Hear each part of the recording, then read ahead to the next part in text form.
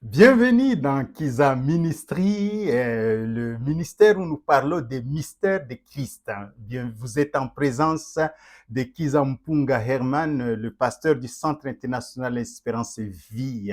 Et nous sommes en train de parler des mystères de Christ, mais nous nous concentrons sur l'histoire de Jésus. Nous avons vu que Jésus existait avant sa naissance. Ça, c'est très important. C'est-à-dire qu'il existait avant la création, qu'il existait avant même la création d'Adam et Ève, qu'il existait avant l'existence, avant la naissance d'Abraham, avant la naissance de Jacob, avant la naissance de David, avant la naissance des prophètes. Donc Jésus, Dieu a créé, Dieu le Père a créé par sa parole, et Jésus est la parole qui a pris un corps semblable au nôtre. Nous allons parler de Noël, mais nous voulons parler de comment Jésus est venu, comment il a paru sur la terre. Nous avons déjà parlé de que Jésus existait avant sa naissance. Nous avons parlé que Jésus, c'est la postérité d'Ève. Après le péché, Dieu a proclamé l'avènement de Jésus en disant que la postérité de la femme écrasera la tête du serpent ancien. Et Jésus est la postérité d'Abraham. Et aujourd'hui, nous allons voir Jésus en tant que postérité de David, le plus grand roi qui a existé en Israël.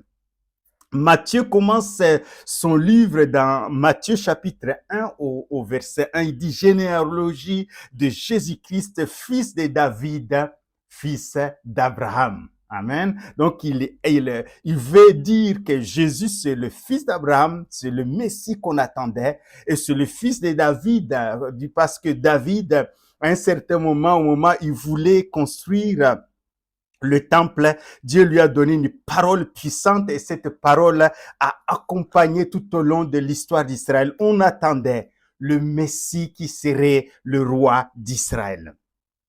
Dans 2 Samuel chapitre 7 au verset 8, donc au moment où David avait l'idée de construire une maison pour Dieu, parce qu'il voyait que l'arche de Dieu se trouvait dans une tente.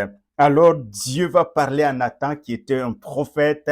Dans la Bible, les prophètes, ce sont des voyants, des personnes qui voient de loin et qui entendent la voix de Dieu. Dieu va lui parler pendant la nuit, et voilà ce qu'il va dire. Il va lui dire, il dit à partir du verset 8, maintenant tu diras à mon serviteur David, ainsi parle l'Éternel des armées, je t'ai pris au pâturage, derrière les brebis pour que tu fasses chef sur mon peuple, sur Israël. Donc Dieu a choisi un berger et pour être roi d'Israël.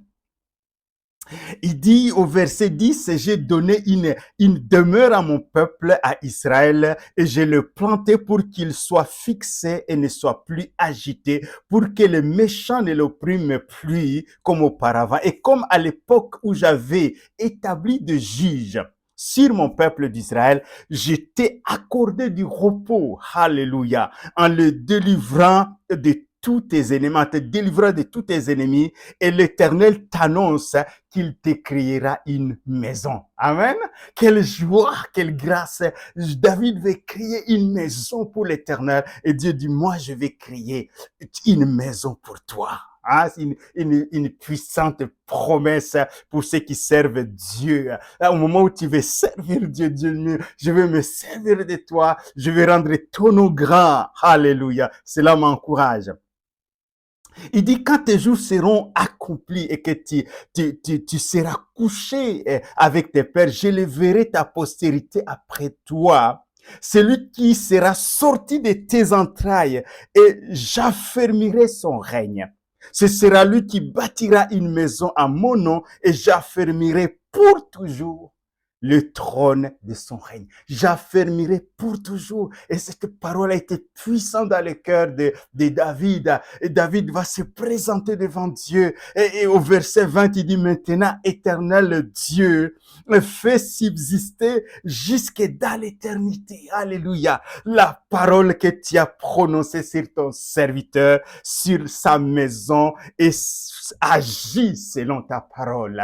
Parce que Dieu parle. Dieu est éternel. Ses promesses sont éternelles. Son alliance est éternelle. Quand il te donne des promesses, sont des promesses éternelles. Et voilà cette parole qui sort. Donc, il y a, après la mort de David, Salomon, son fils, a bâti la maison de Dieu. Après la mort de Salomon, il y a eu une séparation entre 10 tribus. Donc, les 12 tribus se sont séparées, mais Dieu a conservé parmi les 2 tribus, donc Benjamin et Juda. Ils ont continué avec la lignée de David jusqu'à la déportation.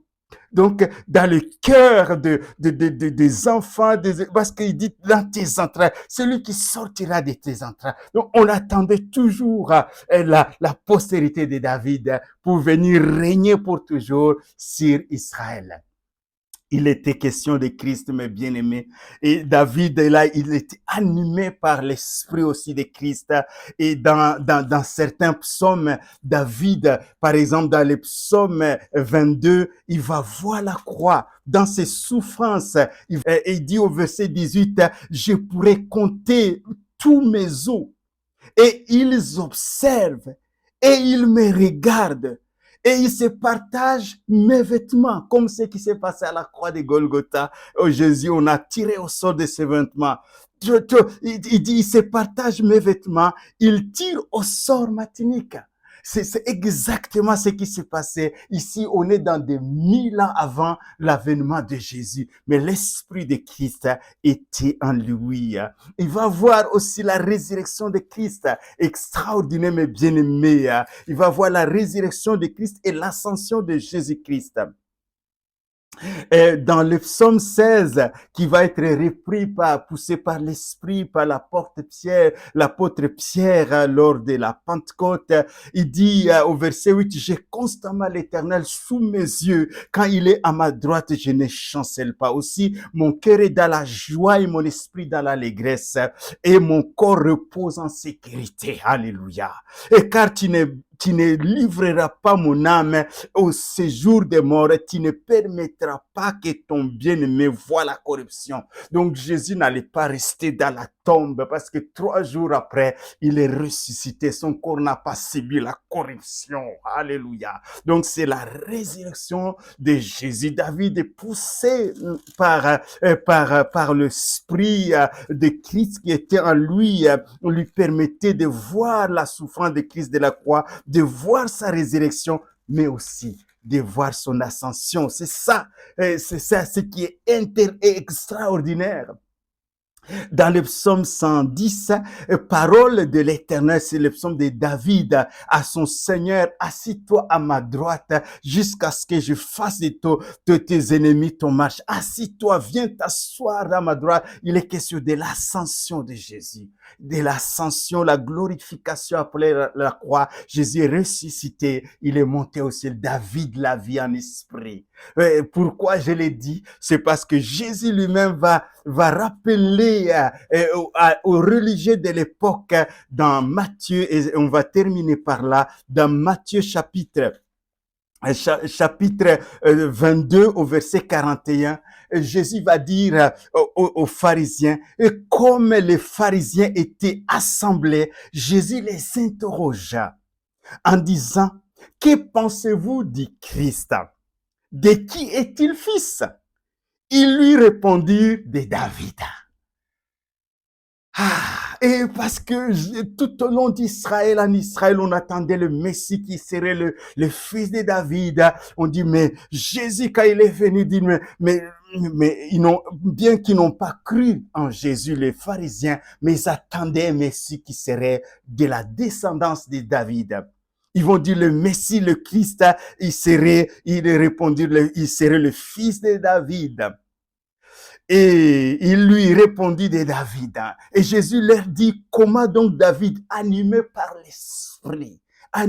l'Esprit, l'appelle-t-il Seigneur? Lorsqu'il dit, le Seigneur a dit à mon Seigneur, assis-toi à ma droite jusqu'à ce que je fasse de tes ennemis ton marchepied. Le Seigneur a dit à mon Seigneur. Donc David a entendu par l'Esprit le Père parler à son Fils. Alléluia.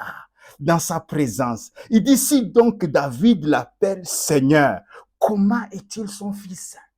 Si David l'appelle Seigneur, nous parlons de mystère de Christ, mes bien-aimés.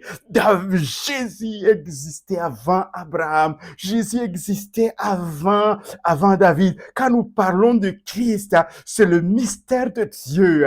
Ce Christ, c'est le Fils unique, le Fils éternel de Dieu qui a pris un corps semblable au nôtre. Quand nous parlons que Jésus est le Fils de David, c'est pour nous situer dans notre univers naturel pour comprendre qu'un homme, il est né au travers d'un autre homme et d'une femme. Mais Jésus défie la loi naturelle, mes bien-aimés. Voilà, mes bien-aimés, bientôt c'est Noël, mais Jésus, loin d'être le fils de David dans tout ce qui est généalogique, mais Jésus existait avant David, mes bien-aimés. Alors je vais prier pour toi, il a bouleversé ma vie, je prie pour qu'il vienne bouleverser ta vie, et que Jésus-Christ qui est ressuscité, qui est vivant, vienne dans ta vie.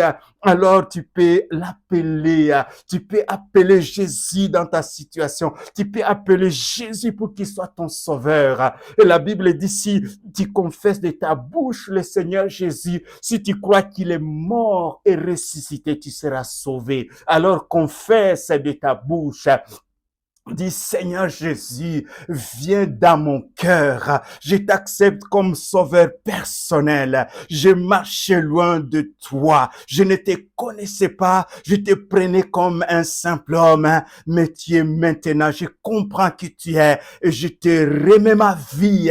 Je confesse mon péché parce que tu es mort pour me justifier devant ton Père. Tu es ressuscité pour me justifier. Je te reçois dans ma vie. Viens nettoyer ma vie et je vais vivre avec toi. Viens m'expliquer les Écritures par ton esprit. Sur ta confession de foi, je proclame que tu es sauvé et que le Saint-Esprit va commencer à t'agiter comme il a agité David et pour t'expliquer les Écritures. Mes bien-aimés, soyez vraiment bénis. Et à la prochaine vidéo. Et venez toujours dans sa présence avec un cœur ouvert.